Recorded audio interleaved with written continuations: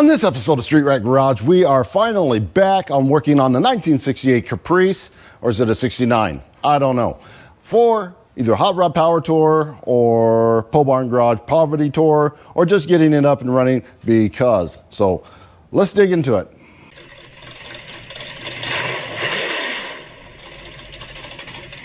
So if you haven't seen it in past few episodes, this car is a 1968, 69, I can't remember. It's a Caprice, Chevy Caprice. It's a four-door, has a 327 in it. It's been sitting a very long time, and I wanted to get this car ready to take out on a tour, on Hot Rod Power Tour or Poverty. Pole Barn Garage is having what they are calling Poverty Tour. So it's on Route 66 no matter what, but I think this will be a great car to drive down Route 66. Trying to get it ready, it is an absolute basket case. It's a mess. It is horrible. That being said, we're still going to work on this, but we are going to keep another car, my 1977 Monte Carlo. We're going to try to finish that off in order to, hopefully have a reliable car if we can't make this one work. This one should be pretty reliable. Because right now it just has a mild 350. It's a stock 350 out of a pickup truck. Turbo 350 transmission, has a Holley carburetor on it. It's got an electric fuel pump on it. It's got all the things you need just to drive it down the road. It needs to be wrapped up with some odd and end things. The carburetor's not adjusted right, yada, yada, yada. But this should be pretty much ready to go, drive it on the street now, almost. So we need to work on the 68 Caprice, 69 Caprice. I really don't know which year it is. But I also have been keeping my eye out for a complete drop-in drivetrain, 350 and transmission, turbo 350. Those aren't as easy to find as they used to be. Back in the day, you used to just go on the old paper web thing, pick up a whole car for $100 and drop the engine and transmission into what you wanted to. Yeah, those days are over. I cannot find a good engine transmission combination that's not a long tail. There's a couple engine transmission combinations that are out of like a C10 pickup truck, and those are the long shaft turbo 350 transmissions. I don't want to have to reconfigure drive shaft, all that other fun stuff. This already had that engine in it before. It drops right in. We had this moving, and then I wanted to run that car, so I pulled everything out and put in over there. So we need to find an engine transmission for this one too. But we're getting off track. We're supposed to be working on the 68 Caprice or the 69 Caprice, whichever this one is. I think we have to pull this engine out. It is so much blow by, it's absurd. There's valves that are stuck, and I just can't get it to come around. She's dead in the water. I mean, it will fire up, it will puff smoke absolutely everywhere, and it's a huge mess. So it's just gonna be easier just to yank this engine out, and I have another 350 around here somewhere. Not another 350, this is the 327. I have a 350 that we can swap out this 327 for, which the 350 probably makes less power because it's like a mid-70s 350. This is a 68, 69, 327. I'm pretty sure this makes more power than the 350, but the 350 will get us down the road. All right, step one is to get this hood up and off of here. So this is my row bar. This is a piece of row bar that I bought like in, I don't know, 80 something, 80, maybe 90, 88, 89, 90, somewhere. I was building a race car with, and I never got that finished. I sold the project, and this is one of two down bars that I never got into the car. And I've been using this for absolutely everything ever since. I don't think it's going into a race car anytime soon.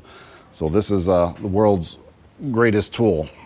It's a hood holder upper. It's a giant lever, It's a pry bar, it's everything. But I've already taken the screws out of that, and this is a one-man job. At least it is today. It's really a two-man job. But if we do it just right, we can get this thing off of here without damaging the car. So we're gonna set this guy off to the side here. There we go. And then we're just gonna slide it across the floor there, and then lean it up against stuff paint side down, because actually it doesn't matter. Now, man, this is disgusting. There's so much junk in here. It looks so much worse with all the light on it and all the gunk that's everywhere. I think we're gonna power wash this after we take the engine out, but look at that engine. The carburetor actually works pretty well. I'm surprised, Quadrajet. We might actually take that off and use it on the other engine. I don't know, but the point system, it's all still works. Everything works on it except, the compression is escaping through the valve covers, and it's blowing, past the rings. It's blowing past the valve seals. It's everywhere. It's just no way we're gonna bring this one back around. So out she comes. It's a nice day outside. I think we should push this on outside so we don't get fluids everywhere inside the garage. The radiator, it always makes a mess. It just has water in it, so we're safe just to drain that outside. Is this in neutral? It is now. Is this a 3-speed? Drive low 1, low 2, yeah. Huh. So this is actually our transmission for that car. We could, if we can't get this running right, we can just yank this transmission and then put the engine I have and the transmission from this into the Chevelle. That's plan B, C, D, I don't know. But we're gonna work outside. It's a nice day. Okay, see ya, bye. Well, pushing it outside in the light does not make it look any better. Way worse. This is a whole lot of ugly. Guess we'll start with the old leaf blower. Put a battery in it first. That might be a whole lot helpful. Where did the battery go? Found it. Oh, it's in my eyes. Tuh. I'm gonna have to blow this way. The wind's blowing that way. Oh, there's so much.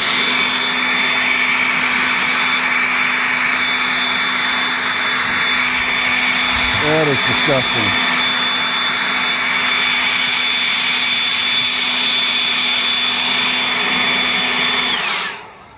Ah, that's better. Definitely not good. Thinking about taking this to the car wash after we pull the engine out and maybe spraying everything down. That's decades of junk in there.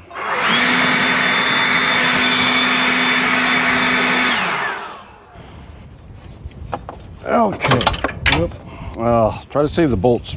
There's the fan shroud. 2 of the 3 bolts that we dropped on the ground.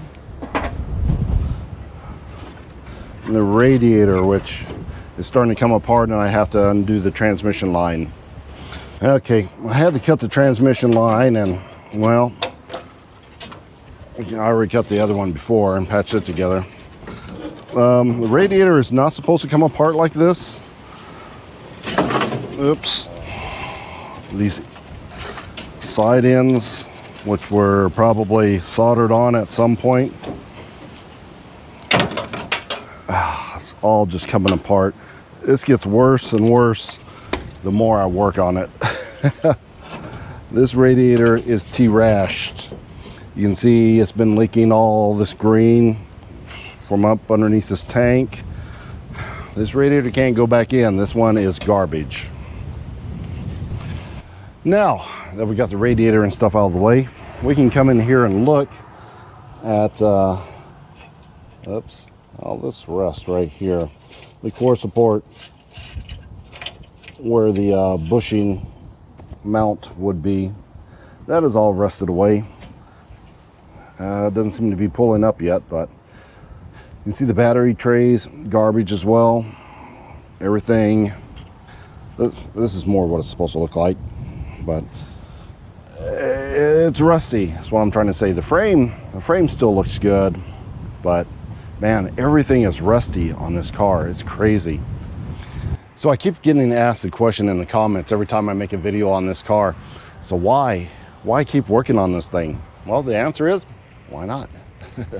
It is a complete and total rust bucket that should have been used for a parts car 20 years ago, probably, when it died and wasn't running good and was parked.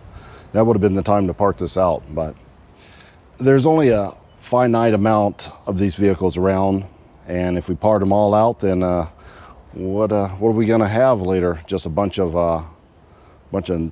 cars sitting in people's garages that are nice and no more cars to fix up. Get them out, drag them out of the fields, buy them from the auction. That's where this one came from. Put them back on the road. If we can make this drive again, I think it's a success.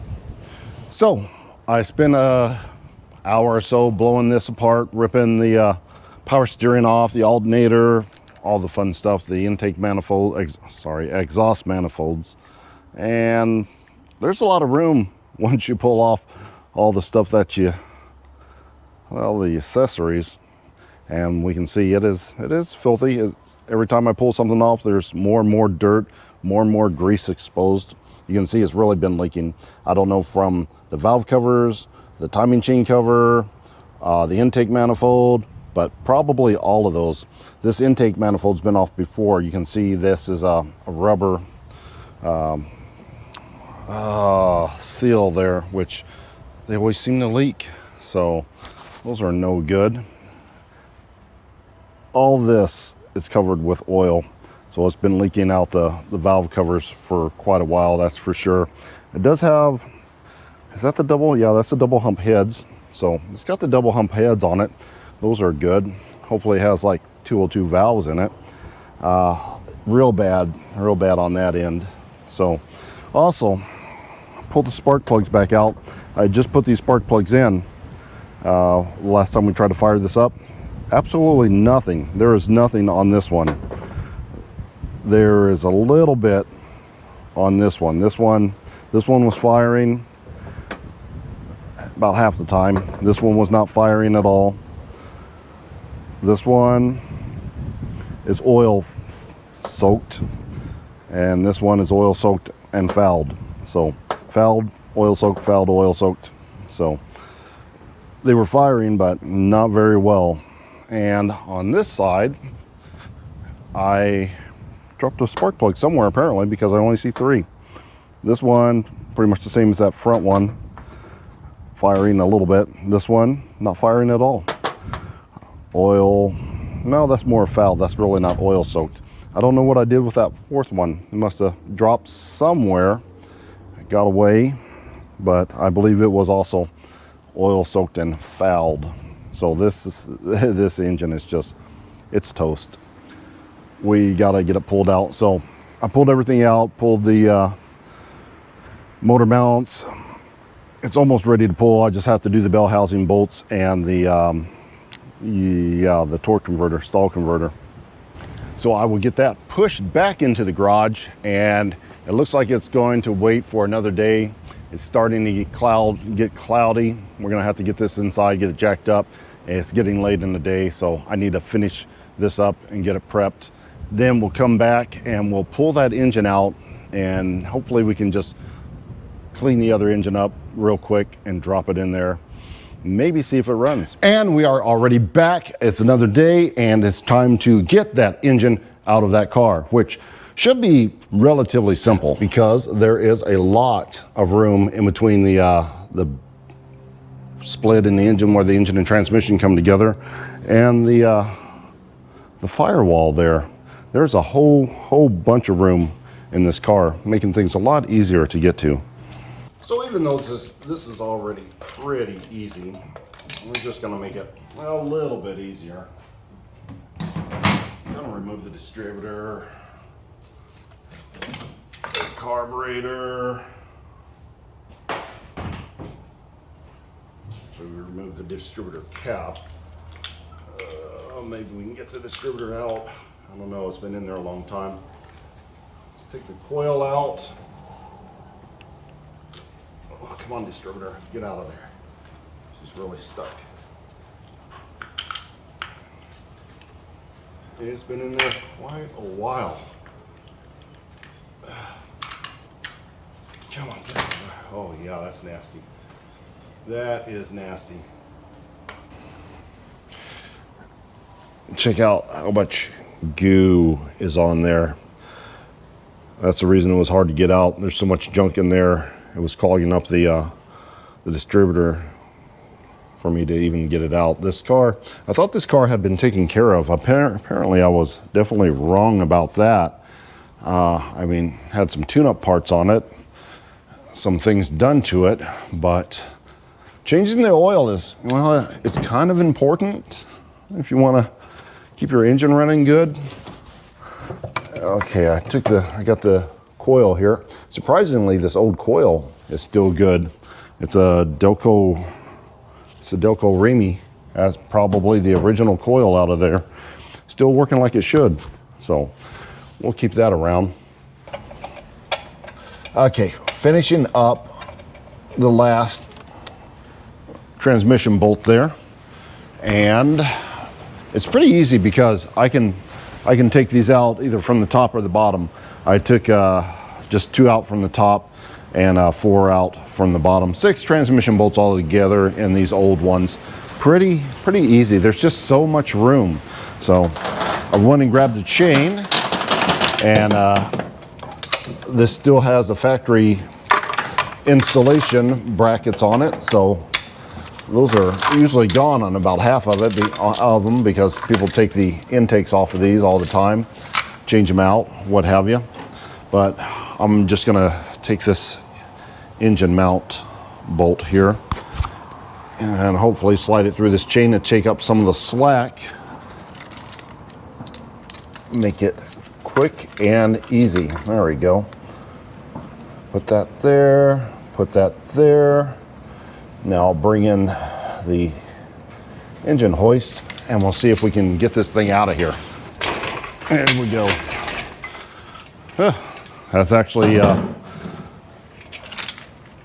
good reach. A lot of times these old Chevy cars are too big on the front ends to get the engine hoist all the way in there, but that seemed to have worked pretty well. Let's give her a few cranks here. Oops, it's already slipping. She's a coming. Hope this is an easy one we don't have to wrestle with. Wow, just dropping some fluid on the ground. That's okay.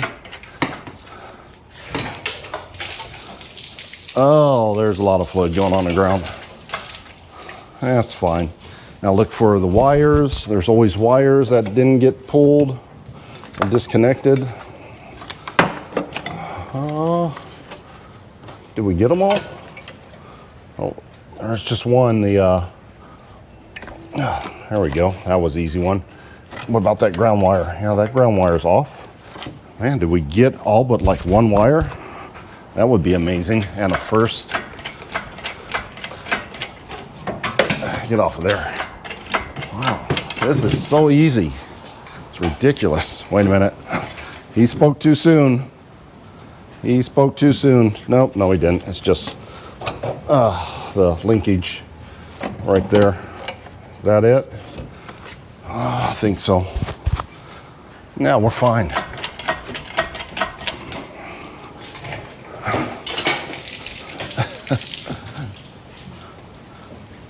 But something does keep, something's preventing us. I can't quite see it though. Why are we not coming out of there? Why is it leaning forward like that? Oh, transmission lines are, let's see. Yeah, just the transmission lines. They're in a clip down here, which I don't like putting my arms in there with the engine suspended like that. So, okay, it looks pretty secure, and there's just a clip here. Hopefully I can get this unclipped without too much. Oh, there goes part of the engine mount. That wasn't very good. Oops, it's starting to slide. It's starting to slide outwards. Oh, there's another crack in the transmission line. They're not very good. It looks like I'm gonna slide the transmission lines out of the bracket. Just move the whole thing forward. Okay. Crank on it some more. Pull it forward some more. Yeah, there it goes. It slipped on out of there. Again, easy. Easy, easy, easy.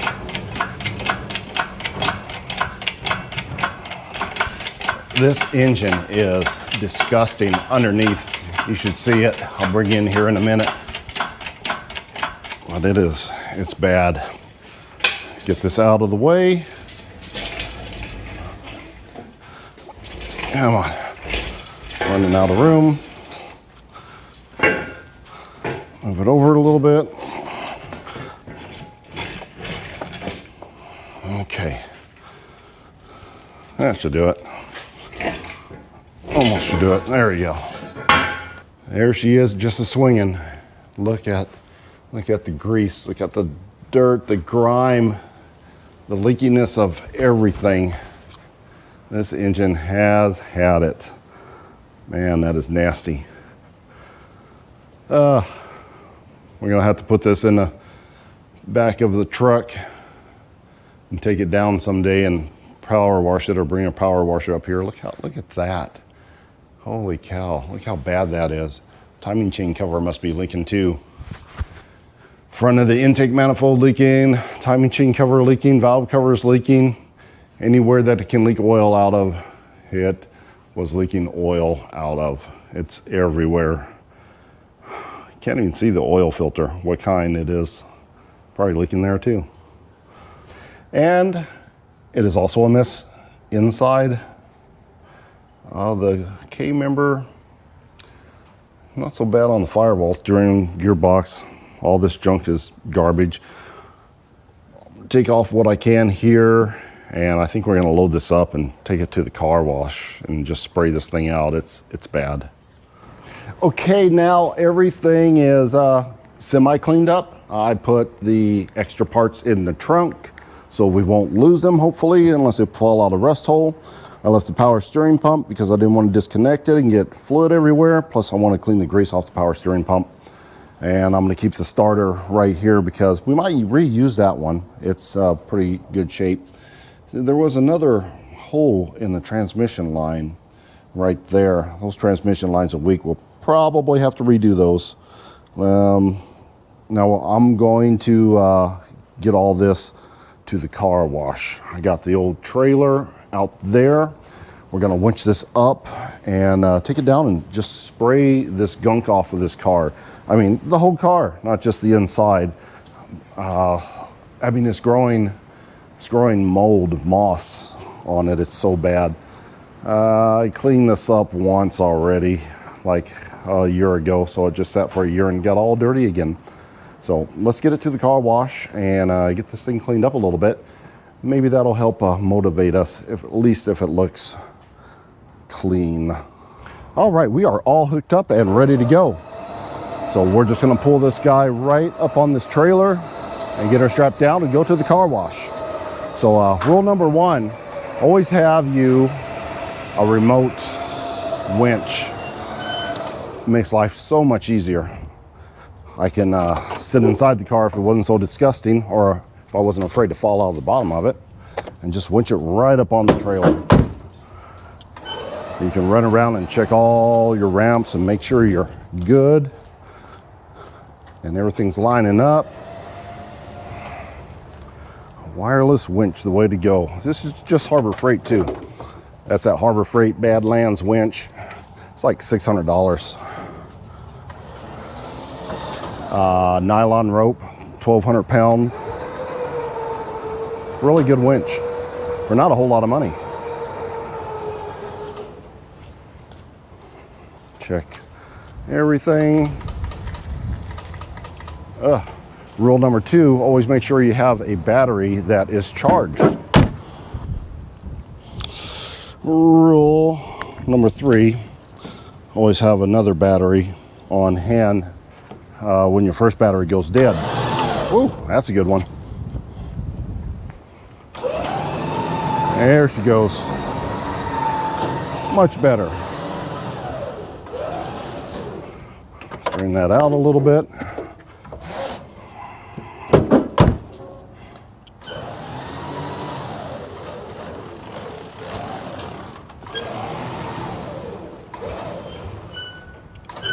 There we go. Okay, she's all strapped down. Normally I would not load it backwards like this, but we just took the engine out, so that's a few hundred pounds lighter on the front end, so that should keep us from having some tail waggle. But let's get to the car wash and get this thing cleaned up. All right, we made it to the car wash, and it's just a little hole in the wall car wash. And well, they take card, so we can just slap our card and spray this down real good. You have to be careful because the time will pass on you, and then you'll wind up having paid, you know, $30 to just spray your car down. So we're going to keep an eye on the time, and we're just going to spray the gunk off of this, get some of that nastiness off of there and the funk. So I feel better about washing on this thing. I mean, wrenching on this thing. So let's get started. All right, here we go. I guess this is a point in where we do a time lapse, add some music, and get this done really, really fast.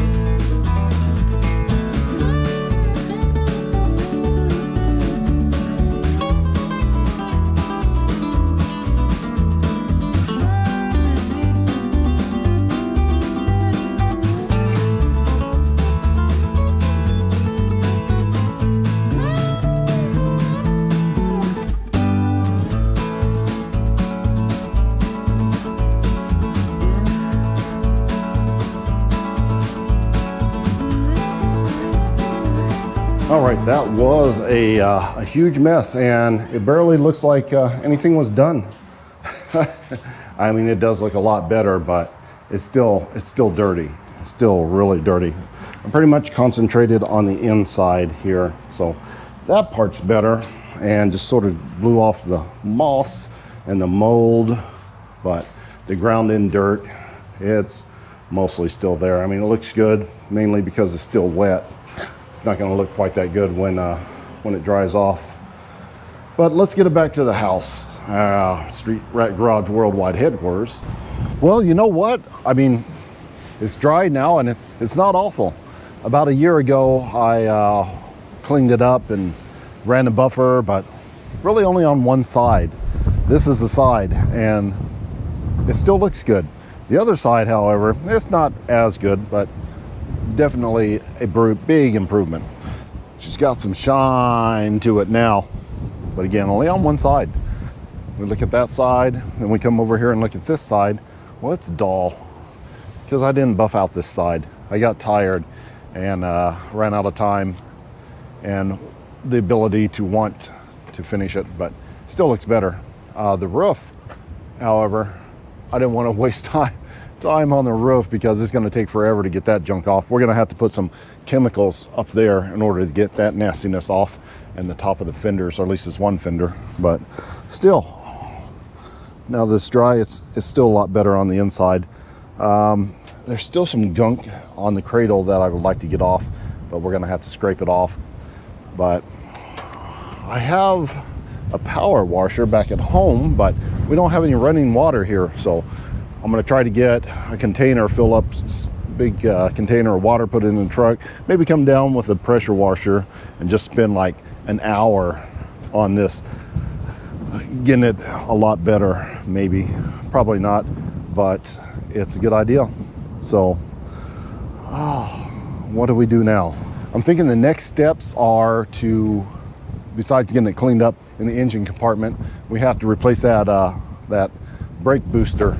Replace him, clean up, and these lines. I mean, here's the brake lines. This one's here is already broke, so it would be so much easier to just go in here and make brand new brake lines from one side to the other with the engine out. Finish up our brakes.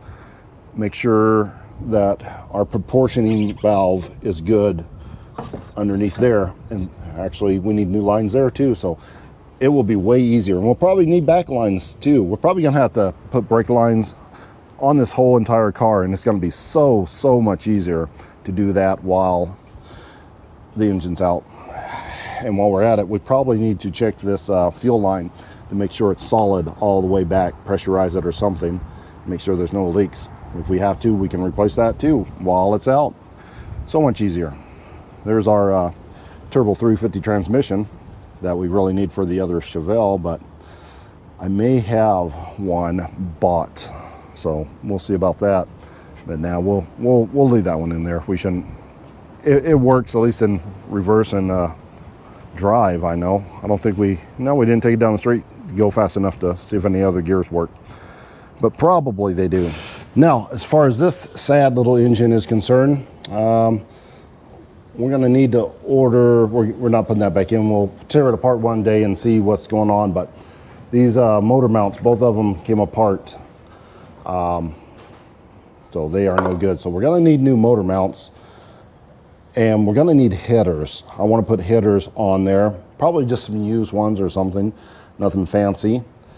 And I don't know, a few miscellaneous parts. So we're going to have to do a parts order. So until then, we will leave the 68 Caprice, and I'm pretty sure now that that is the proper year for it, out there on the trailer. Now this engine right here, which it's got some moisture on it from the temperature varying, that's unfortunate, but we're gonna have to get this one cleaned up a little bit. This was already in the Monte Carlo and I pulled it out. We're gonna go through this, regasket it, what have you, make sure we don't have any leaks in it.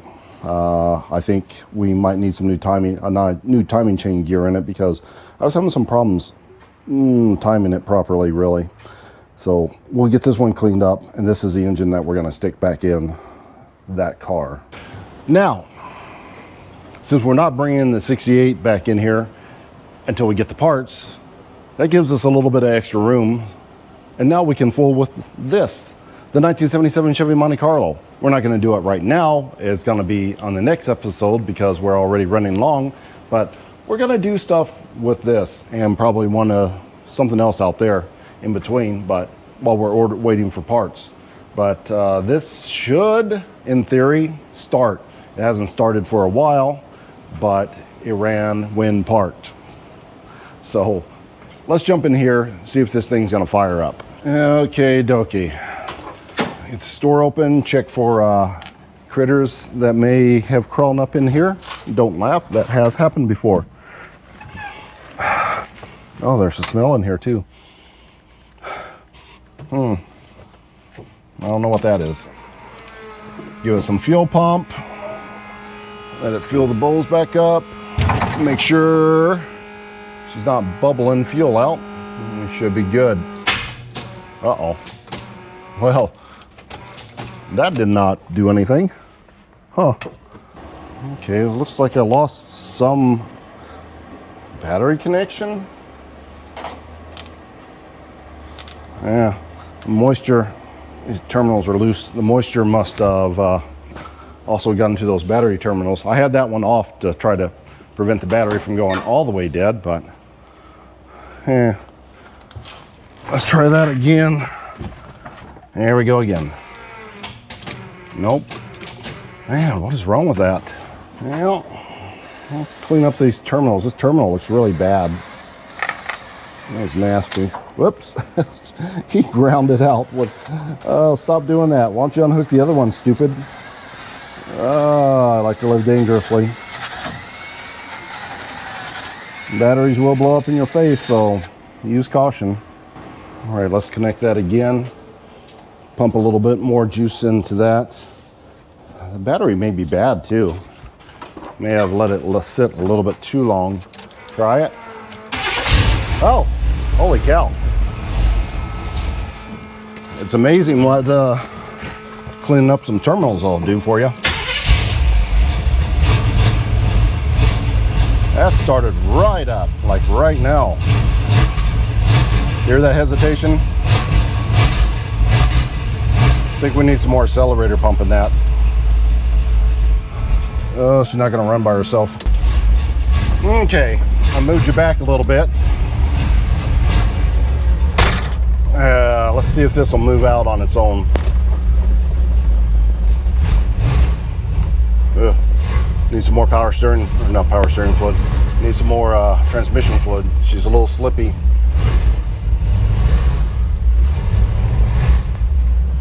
There we go. There we go.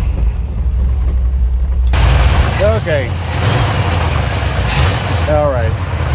I'm just trying to get her to run and idle by herself. But she's not wanting to do that right now. Oh, I'm running out of gas. She's out of gas. Okay, well, I have gas. That's fine, no big deal. I'll put some fresh gas in her here in a little bit, but I just wanted to bring her out and show her off a little bit, show you that she does still run, and we are going to get back to working on it while we wait for the 68 way down there to get its parts in. I think we're going to make this plan A for Hot Rod Power Tour or Poverty Tour or whatever tour. And I think we'll have the 68 as a backup because it's getting a little shady on the 68, but this moves, this runs, this moves, it stops, it has power steering, has most of the fun stuff. That carburetor is, I don't think that carburetor is doing well. I wish I could find the guy that rebuilt that carburetor because he did an excellent job of rebuilding it. I just let it sit around too long and she got gummed up. So I may have to take that apart and see if I can rebuild that myself, but this is it. This is what we're gonna do in the meantime. Oh, we need sills. Oh, I forgot door sills. Look at that. Door sills need to be put on there, trunk sills, and maybe make this all one color, you think? The satin black or the red. Well, we're not gonna paint it. It's gotta be a primer. So satin black or, no, that's pretty much it. I'm gonna paint it satin black. Satin black. Now this one's gonna be coming up, so watch out for the next video or the video after that. I don't know which one. One or two videos, and we'll have this one on, and then the parts will be in for the 68, and then we'll get back to work on that. But while I'm out here in the yard, if you haven't seen the video about the boogie van here, maybe this could be a plan C. There's a lot of people that want me to take this one out. This is awesome. This is like the greatest van ever, especially with the side pipes and curb fillers on it. So we may have to throw this into rotation. It doesn't take much though. It already runs, it'll go down the road. We just got to make sure it's going to be reliable. That's it. You know, maybe a tune-up or something, I don't know, maybe nothing, maybe some tires. So look out for that too, until we get back to work on the Caprice. And we're definitely going to make this run. I won't abandon this project. And we have parts too. We also have the front end for this. We have this header panel. We have this grill that we can also put in at some point as well. And we're definitely going to do that. We got a lot to do, what I'm saying. But until we get to that point, make sure to like, share, and subscribe. Make sure to subscribe and hit the bell notification button on that so it notifies you when I'm back to work on this one. Actually, when it notifies you to look at all the videos. You don't want to miss one. We got so much junk to work on. So that is going to wrap it up for this episode of Street Ride Garage. Until next time.